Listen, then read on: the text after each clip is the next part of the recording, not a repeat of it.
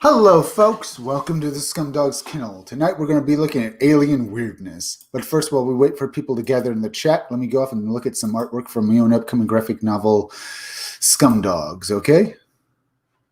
So do not worry. Own upcoming graphic novel. Let me do this. Let me go over here now. Let me go to share screen. Here we go. Here is my extreme 90s cover. This cover I did to harken back to the comic books of the 90s. It looks pretty good, huh? This cover looks great. Let's see. The name of my graphic novel is Scumdogs. It's a parody book. I parody the cartoons we grew up with and stuff. It's basically a parody of Saturday morning cartoons, and it has all the tropes in it. Namely, the main villains and heroes are parodies of characters we grew up with. Now, Deathmug, the main character, well, two main characters, and his archenemy Buick Starpoon are the main characters. Deathmug being the leader of the Scumdogs, being he's an over-the-top Saturday morning cartoon villain who wants to rule the world because he's just that arrogant and overblown. See, the Scumdogs used to be, well, pro athletes. Well, in the future, there was such a thing known as the Scumdog Sports. It's sporting events held with superhuman monsters as the pro athletes. So they're called Scum and Dogs because they transformed themselves into monsters to basically compete in these sporting events. So they traded in their humanity for money. They wanted power and glory and stuff like that. So you get the idea that they're not exactly the nicest guys around. But what happens when they get banned from sports? Well, the Scumdogs end up want to take over the world now. Deathmug being an overblown, arrogant bastard. He's the guy with the metal skull mask over here. Well, his archenemy, Buick Starpoon, is the guy with the pink pompadour hair over there in the green and white uniform. Deathmug has aspects of villains from Saturday morning's cartoons. He's overblown and arrogant and wants to rule the world, and his ego is so huge, unbelievable. Now, Deathmug has aspects of characters from G.I. Joe, namely the villains of Cobra. Like Cobra Commander, he's got a metal mask, but like Serpentor, he's got gold on him. And of course, he's purple, like the Shredder from Teenage Mutant Ninja Turtles. Well, his archenemy Buick Starpoon is basically a G.I. Joe parody and a parody of the space hero kind of characters like James T. Kirk and stuff like that. He's also, because he's a G.I. Joe parody, him and his team all have military specialties. Well, and his military specialty is that he's a captain. But he's also as I said, a parody of space hero kinds of characters like James T. Kirk from Star Trek, Captain Kirk, as well as Buzz Lightyear and Buck Rogers. You get those kinds of hero characters. And he's overblown. He's a parody of the military, overblown, arrogant kind of guys.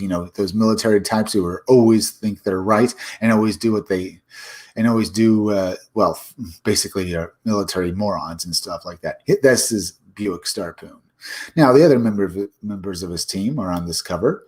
The guy over here with the mohawk, his name is Roadhog. His military specialty is that he's an army guy. Before he joined the Space Forces, he was an army guy, and then he joined the Space Forces. While this bald guy with a gun down here, his name is Beach Pounder. His military specialty is that he's a Marine. Well, this guy back here in the red uniform driving that vehicle, his military specialty is that, well, his name is Blast Tank. His military specialty is that he's a heavy vehicle specialist, a tanker. So you get the idea. Now, this cover is one of 3 different variant covers you'll be able to back when my Indiegogo goes live, okay? Looks good. Now, let's check out the other art and other characters that will be appearing in my book. Here we have Girl Friday. Girl Friday is the second in command to the Wild Rangers. That's the name of Buick Starpoon's team in the Space Forces. She was assigned to the Wild Rangers by her superiors in the Space Forces because while the Wild Rangers fight the Scumdogs and save the universe, they're just highly destructive idiots who destroy everything in sight. So they assigned Girl Friday as the Buick Starpoon's second in command to basically babysit the team, and she hates the team because she thinks her career in the military is over because she hates where she is now. And here we have Deathmug's henchmen. How in all 80s cartoons, the main villain of the cartoon would have henchmen and they'd be total idiots. These are Deathmug's idiots. The blue guy, or should I say my idiots. The blue guy with the top hat is Murder Mouth. And the pink guy down here is Sloppy. There are a couple of idiots that can't possibly do anything right, and they're going to be fun as hell when you read about them. By the way, hit that like button for me, will you? It helps me fight the algorithm and stuff like that, as well as share this video on social media. Here we have Hair Metal Doctor. He's another member of the Scumdogs. He's a parody of Dr. Mindbender from G.I. Joe, a mad scientist. But my mad scientist has been crossed over with a hair metal musician. He rocks out while doing mad science, so come read about him in my graphic novel. And here we have Miss Breasty Melons. She's basically a parody of the Baroness from G.I. Joe. But unlike the Baroness, she's a party girl who only became a villain and joined the Scumdogs for fun. So read about her in my graphic novel, which is currently in, not on Indiegogo yet, but I'm still working on it. But it'll be up on Indiegogo when I'm done. So go back it when it's ready. All right, we looked at this artwork. That's pretty good. Let me exit out of these. Now, we're going to be looking at alien weirdness and all that entails. We're going to be looking at stories where things are very odd and very weird. So cryptids and stuff like that as well, if they come up, I'll look at anything else anyone wants to see. So have you guys hit that like button? Yes, you have. Let's go look at some weird stories now. Let's see. Should I look at this? I know, over here. Here. Earthquakes, tsunamis, UFOs, and sky beasts. Have I read this one before? I was wanting to talk about sky beasts as well. There's also other stuff to look at. The mysterious mafia lights of Texas. I could look at that. We'll take a look at earthquakes, tsunamis, UFOs, and sky beasts. I'm pretty sure this is one I haven't seen before. I was wanting to look more at sky beasts and stuff like that, weird creatures and stuff. One of the most little discussed and fringier area. One of the more bizarre and little discussed and fringier areas. Cryptozoology involves the pursuit of various creatures said to be inhabit not the remote forest of jungles, but rather the skies above our head. We are not talking about flying dinosaurs, flying humanoids, thunderbirds, or other winged weirdies. The creatures I am referring to are the strange creatures that drift about and prowl the skies for their entire lives, the phenomenon known as atmospheric beasts. That's the word I was looking for. Although these creatures have been covered here brilliantly at Mysterious Universe before, notably by Mitch Hanks and Rob Murphy. It has long been an area that fascinates me, and so I thought I would share one of my own ideas concerning the connections between these alleged creatures, UFOs, science, and earthquakes. First, a refresher on what these creatures are. Atmospheric beasts, or atmospheric life forms, as they are said to be organisms that live their entire lives floating high in the atmosphere, undetected by humans. These creatures are most often described as having bodies that are semi-solid or almost insubstantial, with some reports even claiming that they are able to adjust their density from almost immaterial and invisible to more solid, depending on as yet unknown factors. Numerous theories have been posted as to how such seemingly fantastical organisms could manage to stay adrift. This is what we're going to be talking about tonight. Not only this, but other weird creatures we'll be looking at as well. Maybe we'll look at winged weirdies and stuff like that. So get ready for this video. It's going to be good. And feel free to leave me a few chats as well as hit that like button, folks. Because I want to hear from you guys, because these videos become so much more interesting while I'm talking with you guys. Are these sky beasts actually UFOs, or are actually what are they? So let's get into reading this. In claiming that unknown factors have been posted, as to how such seemingly fantastic organisms could manage to stay adrift in the air, such as air bladders or very low body densities. And this is what some people think. Okay, these are cartoons things, but you get the idea that these creatures could look like jellyfish and stuff like that. I'm not so sure about this. They look a little cartoony and stuff, but you get the idea. Think of jellyfish in the sky. The appearance of these atmospheric beasts varies wildly. Accounts have variously described them as amorphous and cloud-like behemoths, thin squid-like creatures, floating jellyfish, translucent vaporous blobs, Flitting rods, amoeba-like organisms, and gelatinous oddities, and even dragons. The sizes of the atmospheric beasts likewise run the gambit from tiny and bird-like to gargantuan monsters hundreds of feet long. Although these enigmatic creatures are said to be typically lurk too high in the atmosphere or to be too substantial to see with the naked eye, there are instances when one might become observable for some reason indeed. Yeah. Think of, I've even heard people describe that, the inspiration for the movie The Blob came from one of these atmospheric beasts when one day this mysterious substance fell to the ground. It was a blobby, gelatinous goo. They think it might have been one of these atmospheric beasts that had died. Apparently, when they die, they turn into jelly and fall to the ground. There has also been reports of basically other reports of such things as well. So you get the idea. Apparently, people who touched it got sick for a few days. So they said to make a movie and use the idea that this blob-like creature went around eating people. So that's the inspiration for the blob. There are also other stories as well. You see various things about this. People tend to blame this on the military or and stuff like that, but really no one has any idea. But you get the idea that these things are very interesting to learn about. To see with naked eye. Let's get back to this article. One might become observable. Indeed, there has been reports over the years from all over the world describing unusual flying monsters that do not fit into the typical mold of thunderbirds or other flying cryptids. These atmospheric life forms have allegedly been photographed, and there have been reports of the gelatinous remains of dead ones. Yep. Yeah, and they can even be mistaken for UFOs. In fact, maybe, not all UFOs, but some the UFOs people describe them basically shape-shifting, basically splitting into parts and then coming back together. They think these might be atmospheric beasts. All right.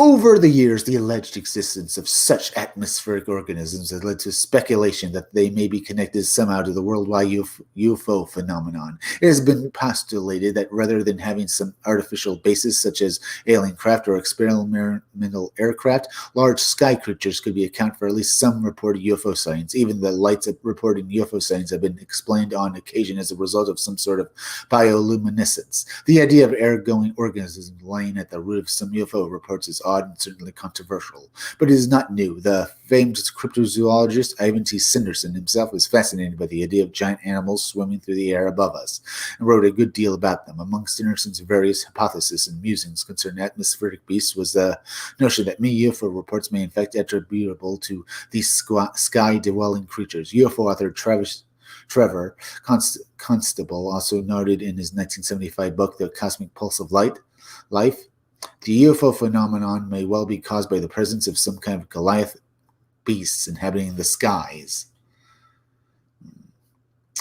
If these atmospheric beasts do roam the skies above the world and they are high up enough to, that sounds pretty good, huh, folks?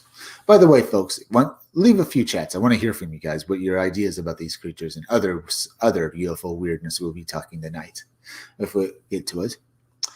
As well as please hit that like button for me. It helps me fight the algorithm. Also, please hit that bell and hit the part of the bell that gives you all future notifications. And please go subscribe to my YouTube channel, Read Comics, They're Bad For You. And please also share this video on Twitter and Facebook.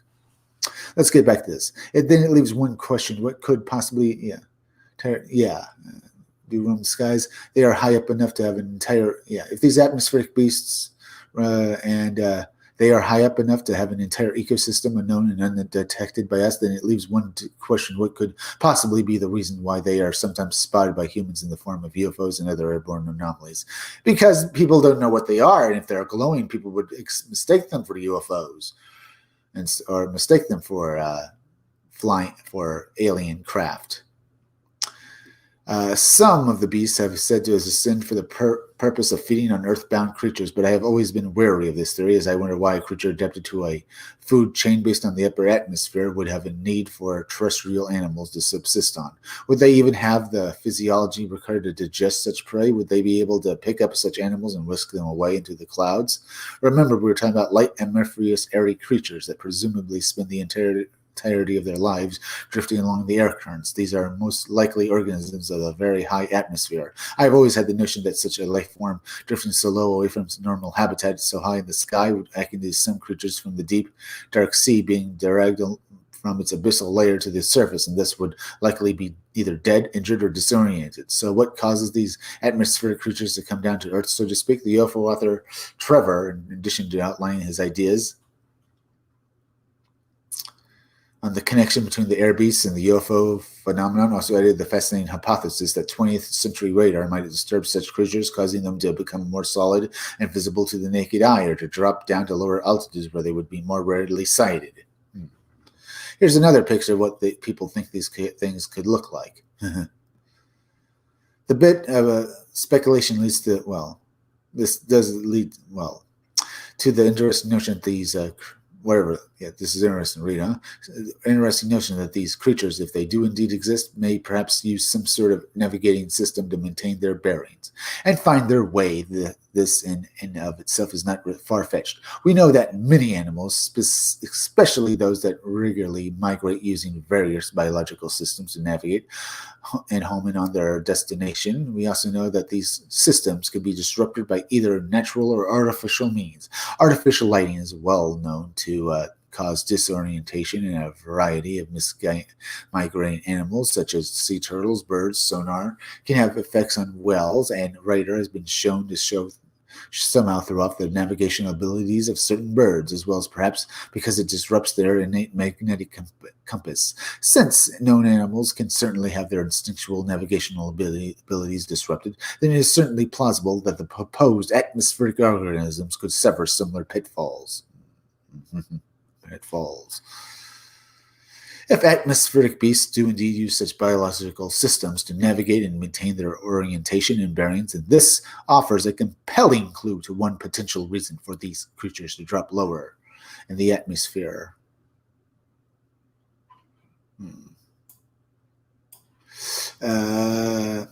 And also a potential connection with some UFO and under certain conditions, a curious trend that seems to be fairly consistent in the increase in reported UFO activity. Before or after major earthquakes, I had never really given that much thought before, but I actually currently live in an area, and I was present, I was present during the 2011 earthquake here. One thing I noticed in various Japanese articles, public and stuff like that, indeed sometimes even in major newspapers, with the undeniable rise in the number of sightings of UFOs and strange phenomenon in the skies just prior to, during, and after the earthquake. This piqued my interest, and after further investigation, I found that spikes UFO activity were indeed consistently reported before and during the 2011 earthquakes in tsunami, Japan, the Samaritan earthquake, and tsunami in 2004, the Haitian earthquake, 2010.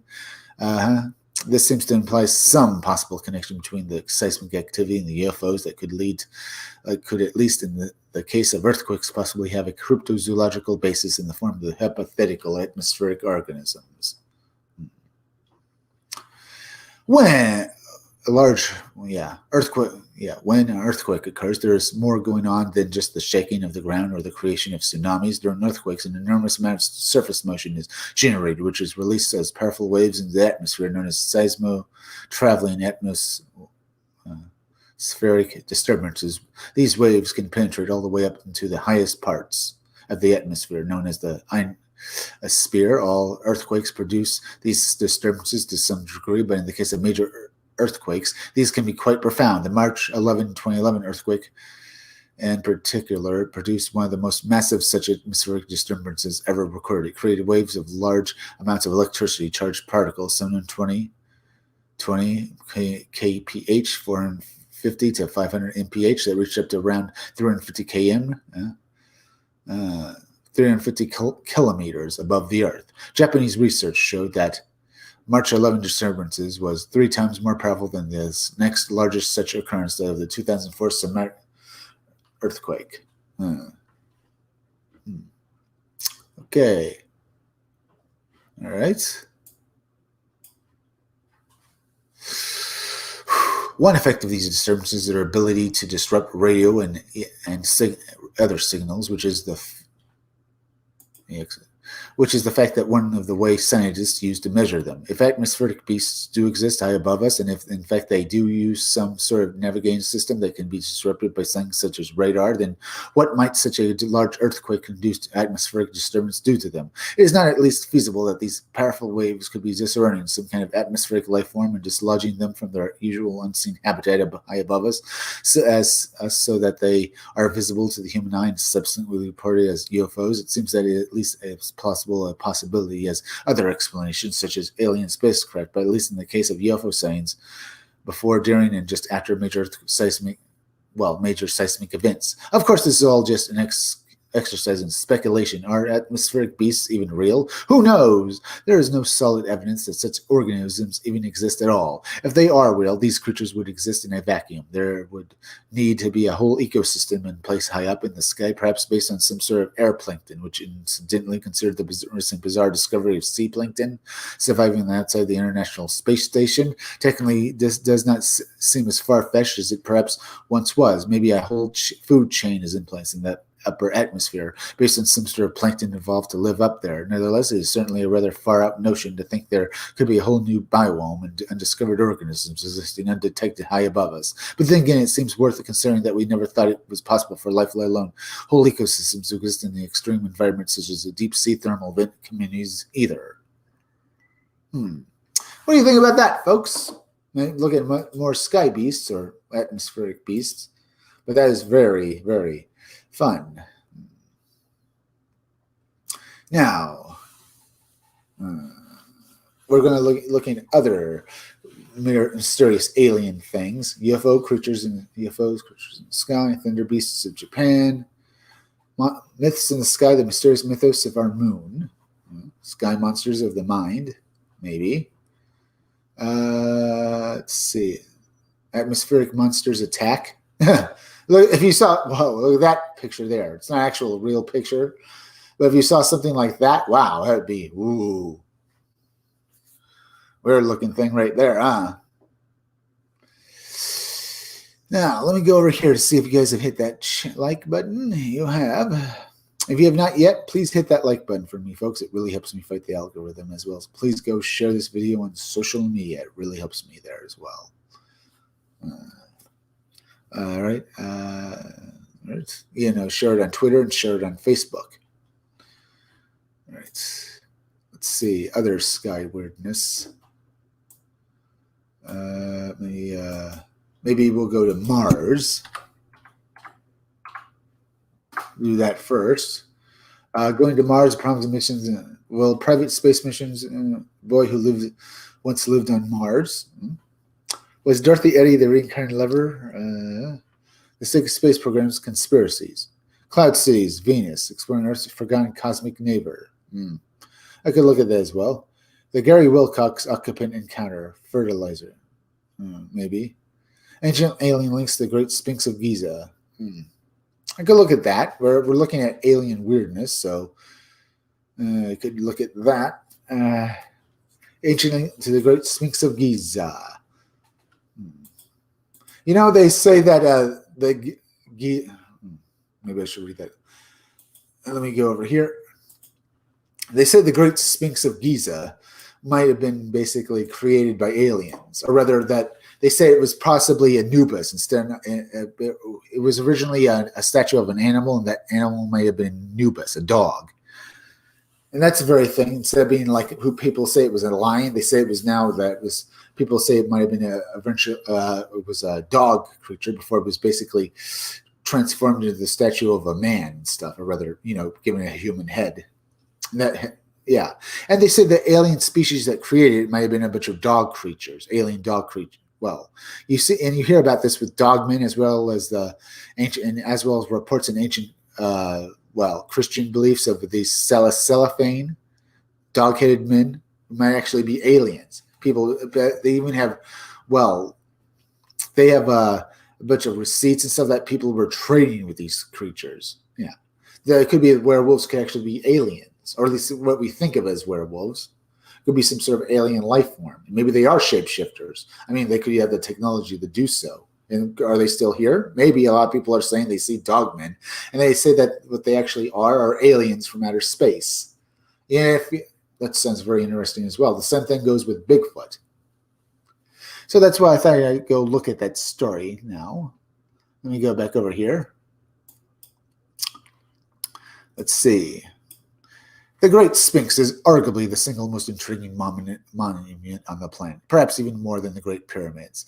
Sits in front of it, and there is good reason for that. Geologists and researchers are just given permission to truly examine and delve into the unknown anomalies under the Sphinx, under the Sphinx. What they find may truly rewrite history. Furthermore, their potential discovery, under and around the Sphinx and stuff, their potential discovery may perhaps even show humanity our true history on Earth for the first time. That is quite true. That is quite true. I gotta reread that. Let me reread that part again. Anomalies under and around the Sphinx, what they find may truly rewrite history. Furthermore, their potential discovery may perhaps even show humanity our true history on Earth for the first time. Let's get into this article.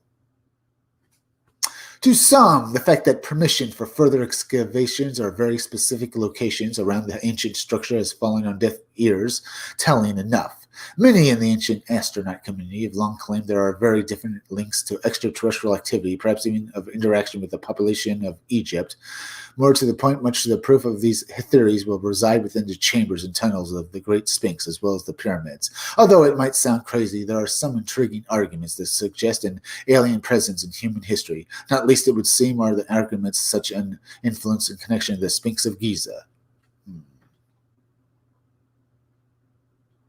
A monumental rediscovery.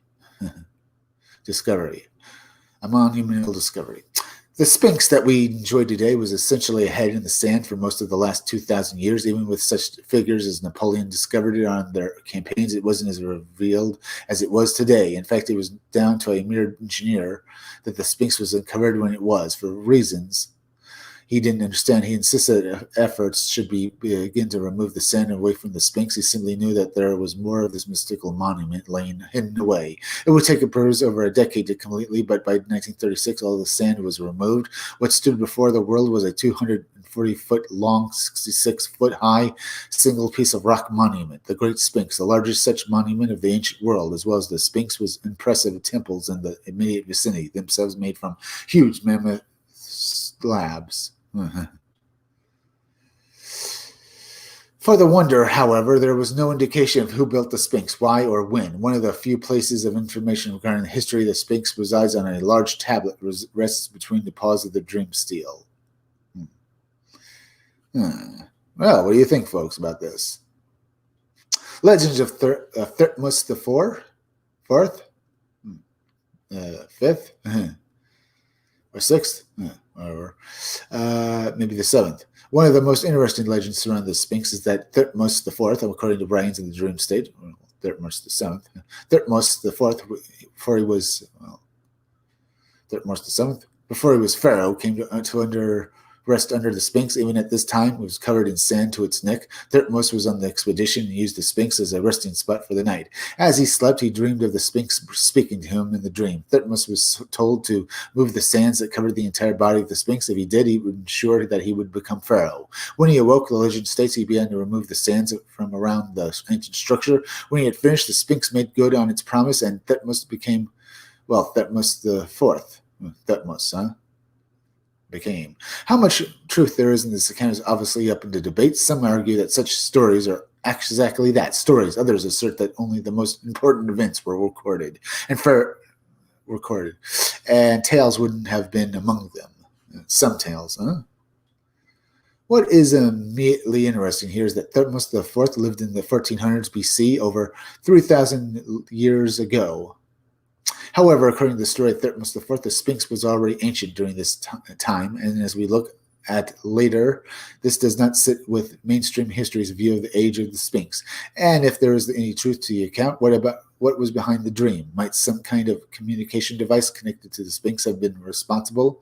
And further still, how did it then make good on its promise? Many ancient astronaut theorists claim that an extraterrestrial connection, and they point to a strange symbol in the dream stele, the grandson of Thutmose IV. Art and Disc, Akhenaten.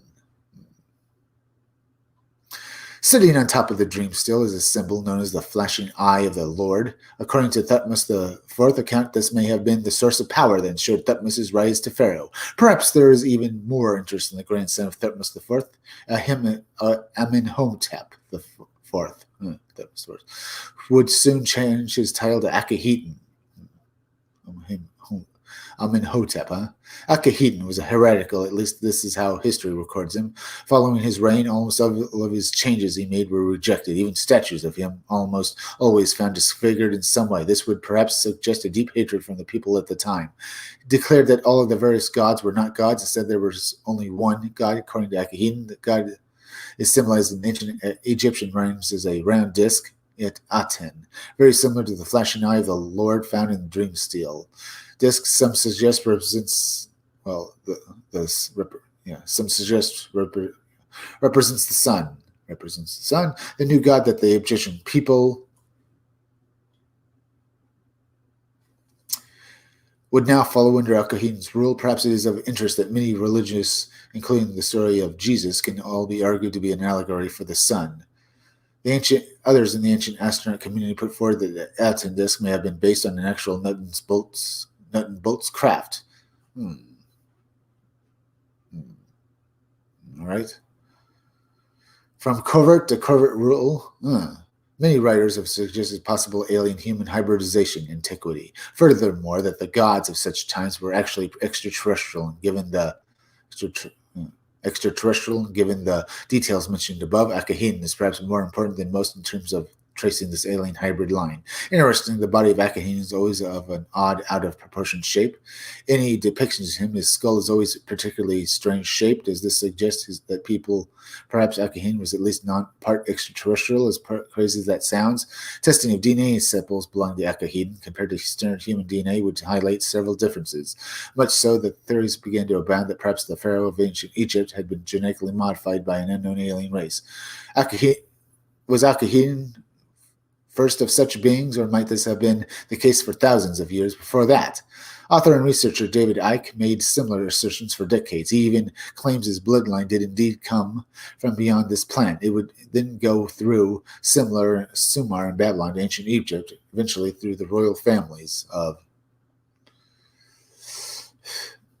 Europe, and subsequently to the people influenced in American and Western society.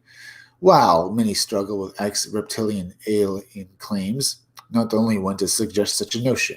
Icke also speaks of the time when this rule over humanity was not so covert, was the sheer rejection of Akhenaten, including his own Akhenaten by his own family. Yeah.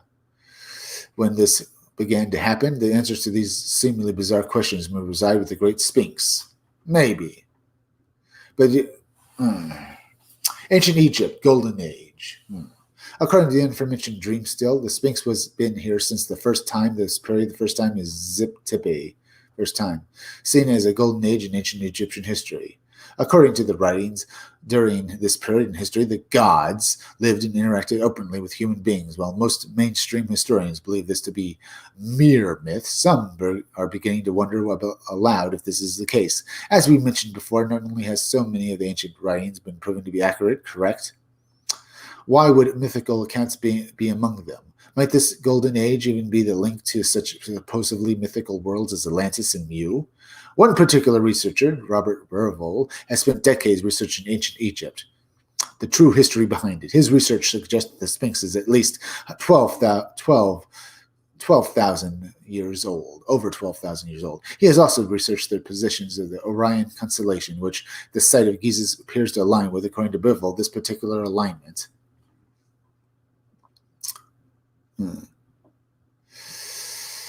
would have marched with absolute perfection around 10,500 years ago. One interesting point regarding the Orion constellation is in relation to the alien-human hybrid theories and the connections to ancient Egypt are the claims of Credo Mutwa. According to him, this race of beings was an aquatic race reptilian who came a planet in the Orion constellation. Before we look at another apparent account of flesh and blood extraterrestrials, who knows, maybe there might be several more races. As I said, the Dogmen might be an alien race who built the Sphinx, and they might have nothing to do with these other guys. But yeah, there's that as well. There could be they have nothing to do with these aquatic race. Extraterrestrials in ancient Egypt. Just how old is the Sphinx? Are claims of the Sphinx being tens of thousands of years old? Yeah. Right. Just how old is it? Just how old, huh? As we mentioned earlier, mainstream history states the Sphinx is around 3,000 years old. However, this is getting harder and harder to justify all the time. Most outside of mainstream history firmly believe the Sphinx is at least 1,200,000 years old, if not older, much older. Researcher and geologist Robert claims that he was, proof that the Sphinx is far older than the estimated official age, there to be 4,000 years. According to Scorch, clear evidence of water erosion suggests the Sphinx is at least 7,000 years old, but more likely somewhere in the region of 12,000 years and possibly older than that. All right. Some researchers even says the Sphinx is to be hundreds of thousands of years of age. If that is true, then perhaps it wasn't built by the ancient Egyptians at all, but merely claimed and recorded by them. If there is any truth to such claims, the Anunnaki of those Kriya Mutwa, or of those of Credo here, well, of him anyway. Perhaps these ancient wonders of our modern world are the result of alien technology and know-how many hundreds of thousands of years ago. Anubis and Osiris, real flesh and blood beings, one of the most well-known and recognized ancient Egyptians, well, ancient and stuff, Egypt, is the, well, god Anubis. What is perhaps interesting about Anubis in relation to, the god Anubis? What is interesting, what is perhaps interesting about Anubis is, let me reread this. Anubis is the god Anubis. What is perhaps interesting about Anubis in relation to the Sphinx are the theories that the face is not that of a pharaoh or even of a human. They believe a refashioning took place during the history to represent a human face. Some researchers look at their overall stance and detail of the Sphinx to suggest that the head is too small in relation to the rest of the body to be human. What's more, they reject the notion that the body of the Sphinx is a lion. Instead, they draw comparisons to how a dog would sit with a flat back when it is in a relaxed guarding position. That Anubis is a dog god might be that the Sphinx is actually Anubis in a sitting guardian position. Perhaps when you take into account that according to Egyptian legends, Anubis is the guardian of the necropolis, it would make even more sense that they should be guarding the pyramids behind him. If that is true, then that would suggest the pyramids were at least as old as the Sphinx. If the Golden Age was also true, then does that mean Anubis is perhaps a flesh and blood alien? All right. Perhaps these claims have more credibility than the fact that the tomb of Osiris, discovered in the Sphinx's ruins. If these apparently mythical gods were actually extraterrestrial beings, where did they come from?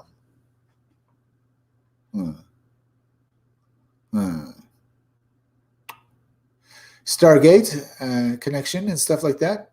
The claims of discovery, Stargate connection. The claims of the discovery of Osiris's chamber are, the claims of the discovery of Cyrus's chamber, intriguing in themselves. When combined with the legends and writings of ancient Egypt, some researchers believe that there is a possibility that stargates or portals are the ultimate reason for the pyramids and the Sphinx. We've written before of the claims that the pyramids were actually ancient power plants. Might this power have contributed to something more than we could even imagine? Might they have really been Stargate to another world? Outlandish, no doubt, but when images from Mars appeared to show a very similar-looking Sphinx set in front of a pyramid-shaped mountains, the idea began to circulate,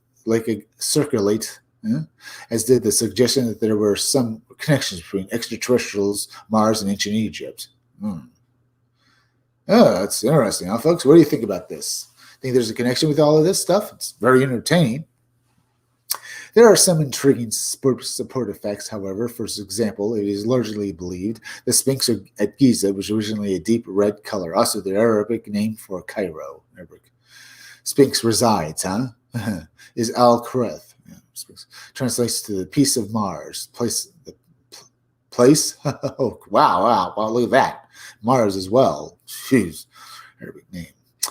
Any of these apparently crazy claims are true, then does that suggest ancient Egyptians had the means to visit Mars and could build their own monuments there, or given the suggestion that there were very definite alien links to ancient Egyptian culture, is it more likely that a civilization once called the Red Planet home came to Earth in the distant past and brought with them their culture, a culture that we associate ancient Egypt today? If we accept that many of the ancient religions and cultures share a very similar origin stories, that is perhaps not that crazy a notion. All such accounts tell of visitors from the stars or from the heavens. Might they have been a cliche as the movies made it, visitors from Mars?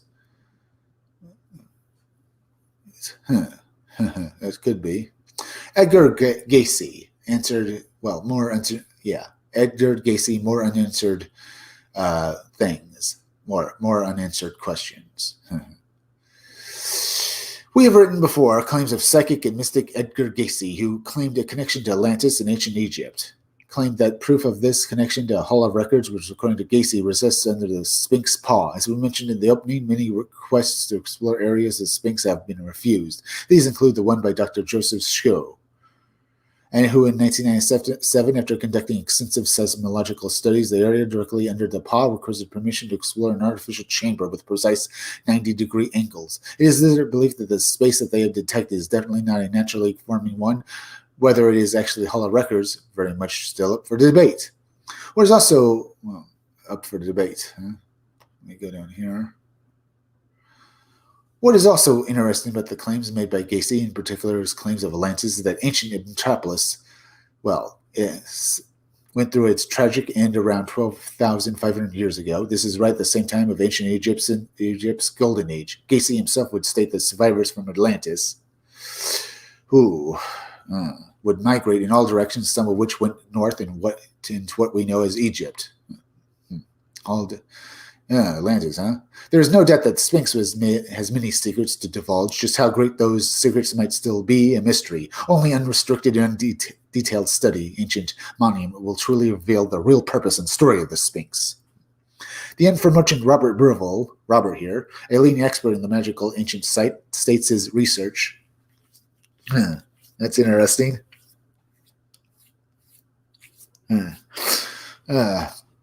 And transcribing an ancient writings to say about the Sphinx, I have under me the knowledge of our Genesis. Okay, we looked at that, folks, and that was fun. Let's look at some more weird alien stories, huh? Look at some more stuff. We learned about this stuff. We learned about sky beasts. We learned about ancient Sphinx's connection to aliens. Maybe we should go try to look at the Dogman and alien connection. So maybe I'll look that up real quick. Dog, man, aliens. Let's see if we can find there.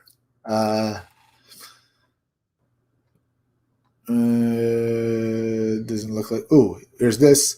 Human interactions with aliens before the modern era. Maybe. Let's take a look at this if we can find something here.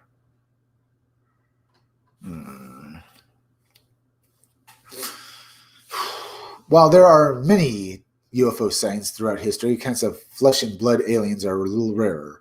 Anything before the 47 Roswell crash, rarer still. However, there are several that stand out that could very well have an interaction between humans and aliens. Although the sightings we look at in this article are, for the most part, from the 1800s, there also appears to be many records of alien and human interaction going right the way back to antiquity indeed. The ancient astronaut theory's basis lies in this notion, and many ancient writings and scriptures appear to mention these meetings.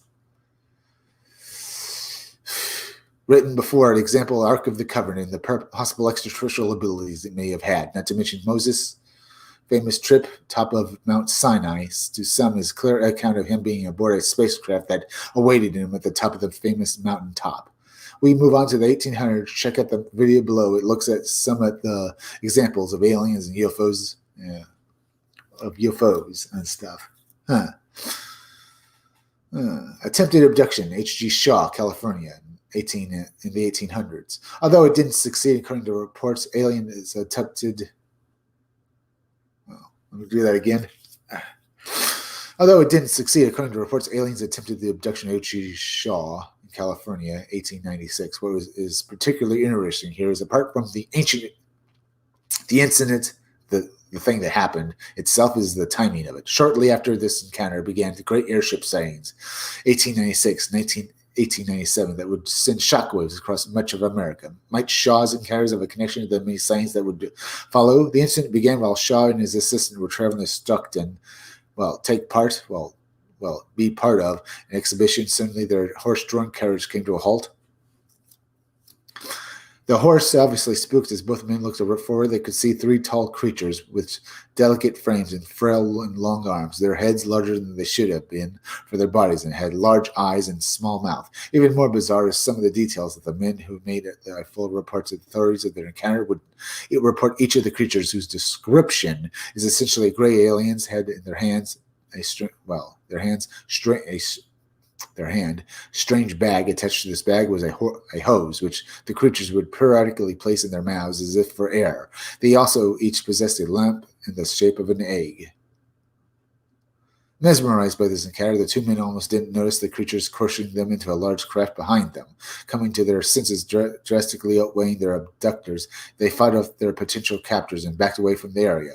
Before they were out of sight, the encounter, Shaw would turn to see the three aliens walk on the air as if they were on ground. Each of the creatures neared a cigar-shaped object, which then took off at speed. Spring-heeled, here we go with Spring Jack here. Spring-heeled Jack. Just over half a century earlier, on the other side of the world, a different creature, although no less otherworldly, would make itself known to the wider world. Legends and stories of Spring-heeled Jack appear to have begun in the 1830s with the streets of London, where they were ultimately the work of hoaxers. Ultimately, secret society members are indeed extraterrestrial. Well, could have begun in whether they were ultimately the work of hoaxers, or indeed an extraterrestrial that somehow found itself on the streets of Victorian London, are very much up for debate. That the sightings did occur, however, is beyond doubt. Let me go back here. I forgot to do this. I want to see any more chats. Jeez. The sightings did occur, however, is beyond doubt. They would carry the various reports at the time, and even notable figures like just celebrities of their area publicly declared their intention to capture the apparent menace. The first official sighting on record is that of 25-year-old Jane Aslap in February 1838. After hearing a knock at the door of her family's London home, she would appear to a bizarre spectacle, a tall figure wearing a cape with claws for hands and eyes for the color of balls of fire. Balls, huh? The chilling creature then vomited blue and white flame. Balls, huh? The chilling creature then vomited blue and white flames toward Jane, which had temporarily rendered her blind. She later told police that the figure had what looked to be a fishbowl on his head, and that he adorned a tight-fitting costume that had an oily feel to touch. Dismissed sightings re-examined. Although largely dismissed at the time, reports of similar creatures several months previously, in September 1837, would come to light. An unnamed businessman walking along Barnes Common after working late was suddenly confronted by a tall figure. It stood in front of him suddenly as if it has been propelled from a springboard. The only other thing the man noticed before fleeing the area in terror was his glowing red eyes.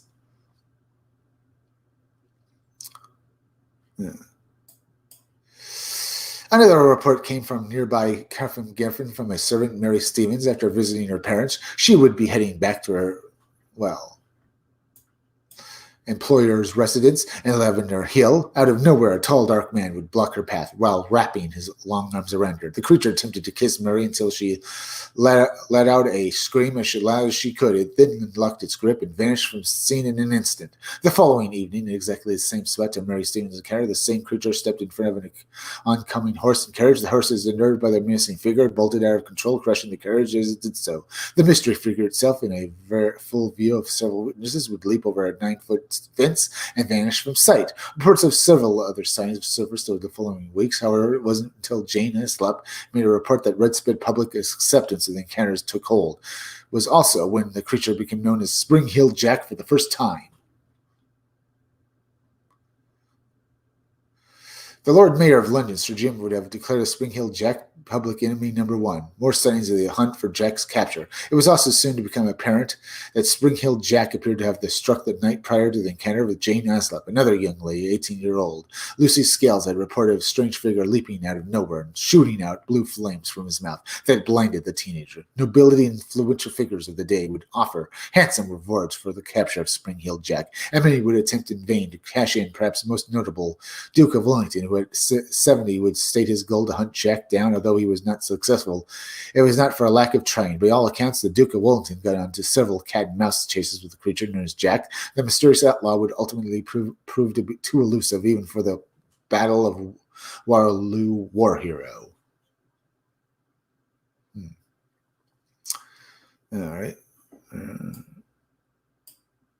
Although sightings continued, they died down somewhat until a cold and snowy morning, February 55. The headmaster of Thompson's School in Dublin, Alberta, Billsford, Albert, here, left his home early that morning. When he did, he noticed strange hoof prints in the otherwise undisturbed blanket of snow. The prints were singular in a straight line, as if whoever had made them had hopped along the snowy ground.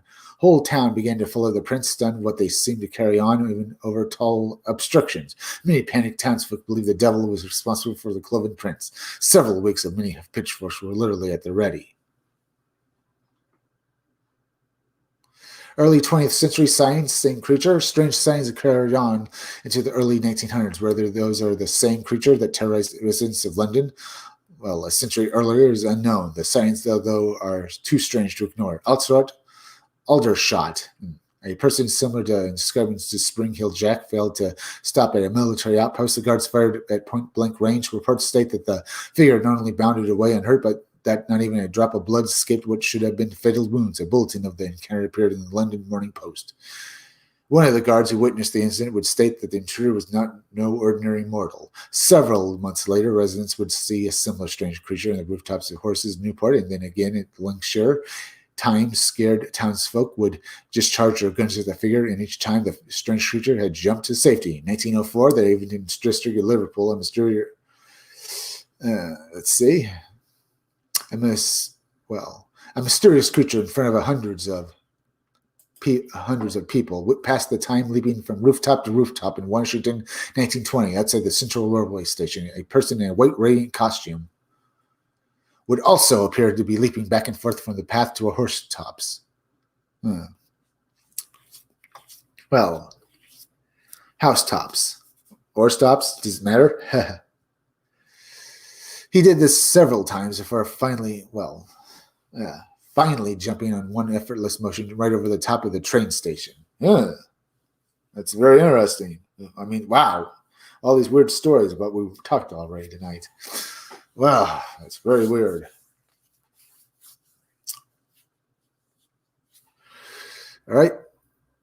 We got to the end of that article. So what do you think, folks? All these weird creatures, possibly like that, dogmen people encounter. I was hoping for a few more like that. Well, maybe but we're coming to the end of this live stream. Well, actually, a few more minutes. So maybe look at this. Dogman aliens. See this.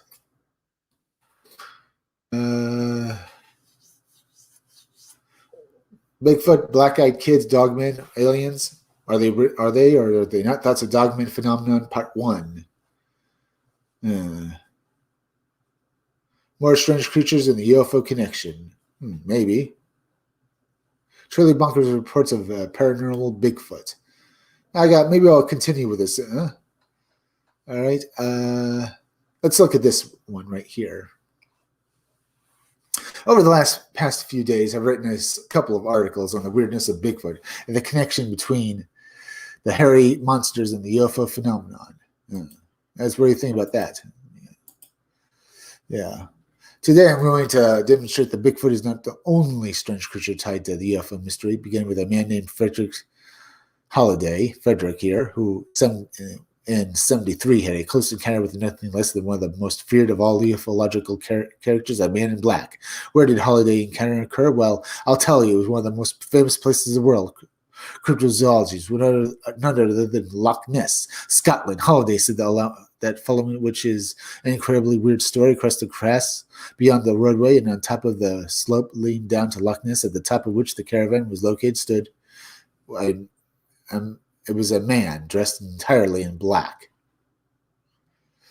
Unlike other walkers, sometimes pause along here to admire the Loch Ness panorama. The look at the lake, the look at the loch. This one had his back to the loch and was staring at me fixedly. As soon as I turned the corner, indeed, to all appearances, he was waiting for me. Holiday continued. We were about 30 yards apart, and for several seconds I just stared back, wondering who the hell this was. Simultaneously, I felt a strange sensation of malevolence, cold and passionless.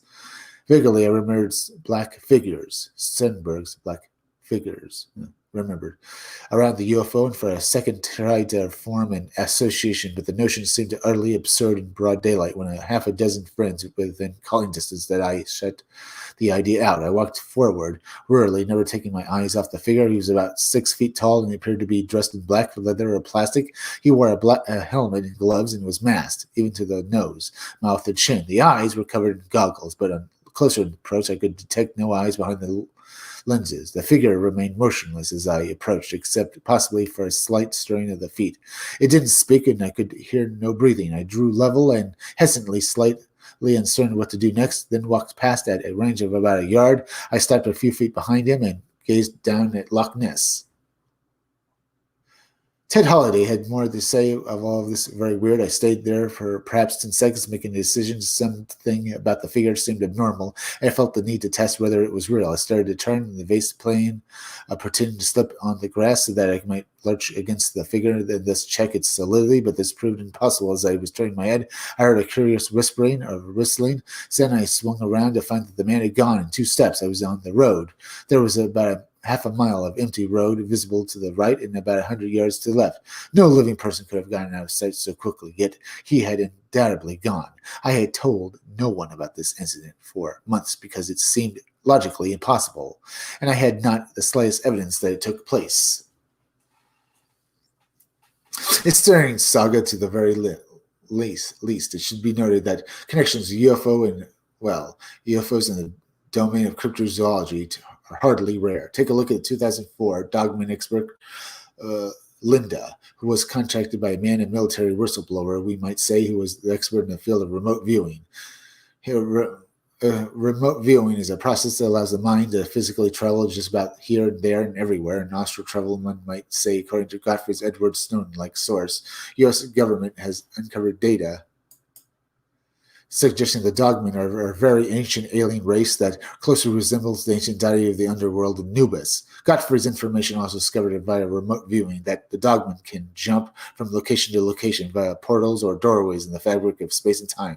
Quite a story, I told to Linda. That's what I wanted to cover right there and stuff. We're coming to the end. I just wanted to basically give you that idea, folks. Give you an idea of that. So we covered that. I'm going to end my live stream, so have a good day, folks.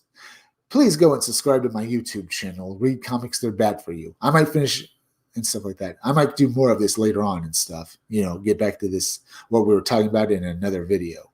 As I said, please subscribe to my YouTube channel. Read comics, they're bad for you. Make sure you're still subscribed. Hit that like button because it helps me fight the algorithm so more people can see my content. Leave some comments down below because I'd love to hear from you guys. Hit that bell and hit the part of the bell that gives you all future notifications for my videos.